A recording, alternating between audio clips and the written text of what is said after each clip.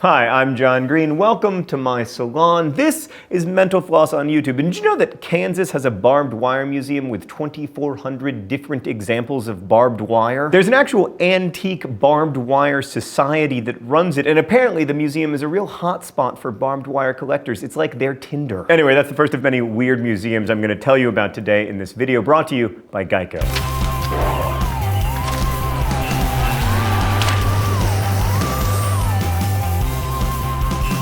If you like meat puns, and frankly, who doesn't, look no further than the Spam Museum in Austin, Minnesota. It's also affectionately referred to as the Guggenham, the Porkopolis, and the MoMA, or Museum of Meat-Themed Awesomeness. Wait a second. Did someone just say Guggenham and Porkopolis? That means I get to put 2 quarters in the staff pork chop party fund. Anyway, at the Spam Museum, you can learn about the history of Spam, test your knowledge of Spam with some trivia. But really, Mark, who are the real winners? Those who know a lot of Spam trivia or those who don't? Speaking of the MoMA, the MOBA, or Museum of Bad Art, is located in Somerville, Massachusetts. It's pretty much exactly what it sounds like, a collection of really bad art. As the museum is basically located in a basement, they have a few galleries around town, including one by the men's restroom at a local movie theater. The National Museum of Funeral History can be found in Houston, Texas. It has the biggest collection of funeral artifacts in the United States because, you know, where else are you going to find a full-scale recreation of Abraham Lincoln in his coffin? There's a museum of Pez memorabilia in Burlingame, California. It contains every Pez dispenser ever, 900 in total, including those much sought-after Ice Age 2 Pez dispensers. If exhibitions like Innovations in Spinal Surgery and Injury, Death, and Healing in Civil War Philadelphia sound interesting to you, then you should visit the Mutter Museum in Philadelphia. You can also see actual pieces of Albert Einstein's brain there. So wait, you're saying that this is not actually the real Albert Einstein? Also, you can see a gigantic colon from a person who died of toxic megacolon. If the Mutter Museum sounded fun to you, I have some bad news. The Museum of Questionable Medical Devices in Minneapolis is now closed, but you can still find parts of its collection at the Science Museum of Minnesota. I just hope they held on to the foot-operated breast enlarger and the prostate gland warmer. You know, Mark, I've had a lot of thoughts about my prostate gland, but none of them has ever been, I wish this were warmer. Leela's Hair Museum can be found in Independence, Missouri. To quote its website, it's the only hair museum in the world with hundreds of wreaths and thousands of jewelry pieces made from human hair. It also contains locks of hair from Ronald Reagan, Marilyn Monroe, and Michael Jackson, all 3 of whom, by the way, once owned monkeys. Is a fact I made up. If you've ever seen a horror movie, you're probably going to want to skip the Vent Haven Museum of Ventriloquist Dummies in Fort Mitchell, Kentucky. Also, if you haven't ever seen a horror movie, sorry, ventriloquist museums, but you know. I think you know. 800 dummies can be found there, plus it has an annual convention that attracts over 600 ventriloquists. That's a lot of dummies. All right, let's move on to something more highbrow, an Icelandic penis museum. At the Icelandic Phallological Museum, you can find over 280 penises from 93 species. They're especially proud to have penises representing almost every mammal that's found in Iceland. What's it like, people, horses, and lemmings? Sorry, Iceland. And now allow me to smoothly transition to talking about the Washington Banana Museum in Auburn, Washington. Its curator is Anne Mitchell Lovell, a proclaimed, quote, longtime scholar of banana consciousness, and she has collected almost 6,000 banana artifacts into one place. A man named Robert Wadlow holds the Guinness World Record for tallest man. He was 8 feet 11 inches tall when he died in 1940. But if you're curious as to his shoe size, you can find one of his actual shoes at the Giant Shoe Museum in Seattle. Spoiler alert, that's the only actual shoe in the museum that was ever used. The rest are just art. There's only one parasite museum in the world, and it can be found in Tokyo. You can learn all about parasites and even look at 300 specimens. And don't worry, they do have a gift shop. And if you're already in Japan for the Parasite Museum, don't skip the Ramen Museum. You can eat, shop, and race slot cars. The museum has a slot car track that's 30 meters long with 6 lanes. What does that have to do with ramen?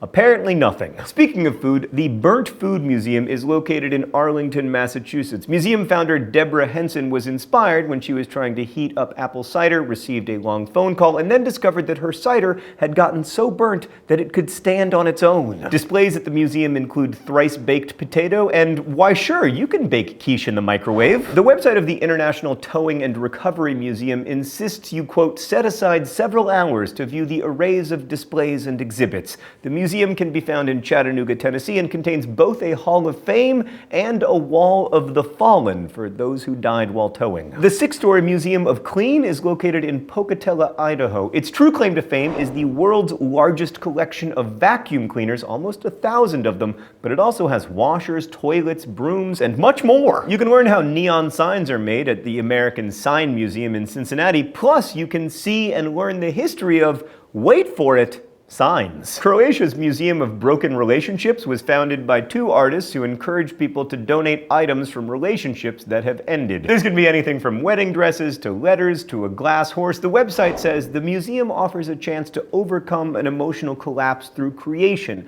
by contributing to the museum's collection. But that doesn't seem necessary. I mean, I've done a lot of post-breakup creating without ever donating to a museum. Like, I created an empty ice cream pint where there had once been a full one. I created a lot of text messages I probably shouldn't have sent. And of course, I have created several lakes of tears. Speaking of museums dedicated to things I know terribly well, there's a beer can museum in Massachusetts. It contains 5,000 beer cans from over 50 countries. The curator, Kevin Logan, started collecting beer cans when he was just 14 years old and eventually started a full-fledged museum out of his collection. You know what they say, find what you love and do it for the rest of your life. In Middleton, Wisconsin, you can find the National Mustard Museum, founded by Barry Levinson. He says that after the Boston Red Sox lost the 1986 World Series, he was at a supermarket and heard the mustards whisper, "If you collect us, they will come." Now, the Mustard Museum has over 5,600 mustards, and the Red Sox won a World Series. But do they have DFTBA mustard? Also in Wisconsin, the Spinning Top Museum in Burlington. If tops aren't really your thing, never fear,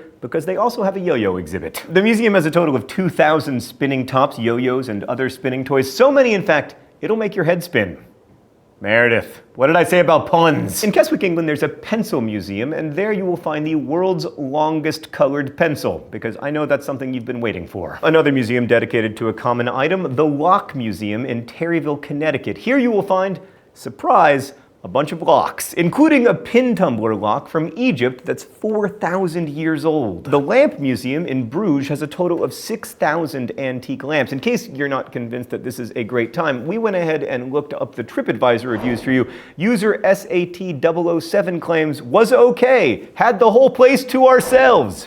That's a ringing endorsement if ever I heard one. The International Museum of Toilets in New Delhi contains all kinds of cool toilets from history, like an 18th century French toilet that looks like a bookcase and toilets from 2500 BCE. And if you've been marathoning Finding Bigfoot, then maybe it's time for a trip to the Bigfoot Discovery Museum in Felton, California. I mean, this museum has everything except for Bigfoot, of course. You can look into local history, watch Bigfoot documentaries, even see actual plaster hand and footprints from Bigfoot himself, which seems like something that should be in his mom's garden, not at a museum. But if you prefer your animals, less fictional, there's a cat museum in East Malaysia. Along with cat figurines and toys and paintings, there's an actual mummified cat from ancient Egypt. Oh, we would never sell you to the cat museum. Just kidding, anyone with $1,000 can have this cat. And finally, I returned to my salon to tell you about the Gelato Museum, which opened in Carpigiani, Italy in 2012. At the museum, you can learn all about the history of gelato, but more importantly, there is a tasting room. Thanks for watching Mental Floss here on YouTube, which is made with the help of all of these nice people and was made possible by our friends at Geico. Every week, we endeavor to answer one of your mind-blowing questions.